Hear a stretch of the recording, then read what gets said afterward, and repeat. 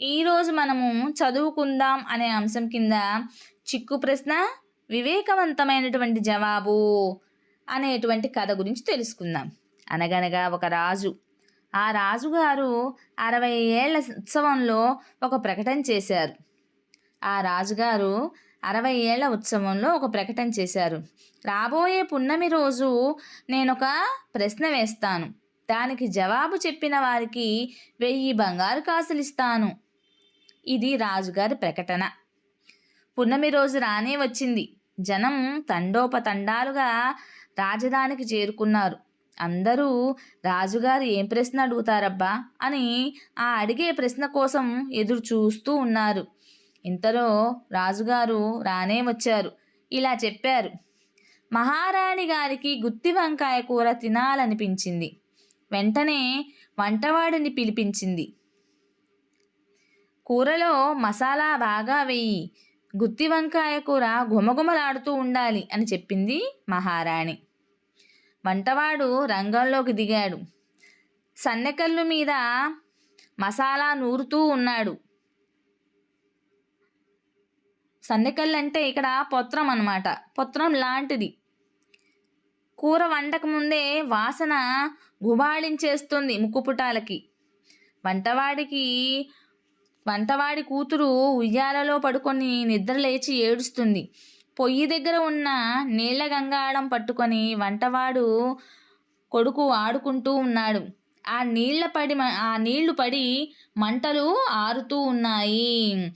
అది చూసినటువంటి వంటవాడికి ఎక్కడలేని కోపం వచ్చేసింది. దీన్ని వంటవాడి భార్య చూసింది. ఒరేయ్, నీకు పొయ్యి దగ్గర ఏం పనిరా? పొయ్యిలో పడ్డావంటే నీకు చావు మూడుతుంది అని వాడిని పట్టుకొని దూరంగా లాగింది.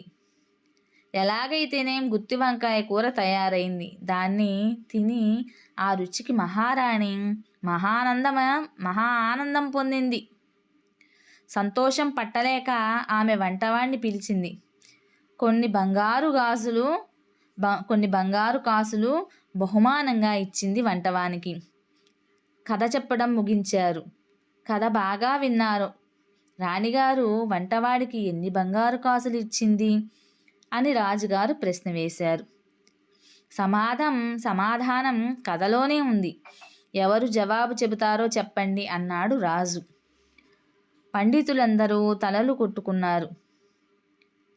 తలలు గోక్కుంటూ కూర్చున్నారు. జవాబును మాత్రము ఒక్కరైనా ఊహించలేకపోతున్నారు. 5వ తరగతి చదివే వెన్నెల కూడా కథను బాగా విన్నది. రాజుగారు, నేను జవాబు చెప్తాను అంటూ పెద్దగా అరిచి చేతులూపింది. జవాబు చెప్పమన్నాడు మహారాజు. మహారాజా, రాణిగారిచ్చినటువంటి కాసులు 1116 అంది వెన్నెల.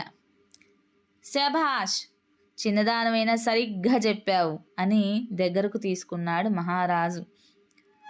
సింహాసనం మీద కూర్చోబెట్టుకున్నాడు.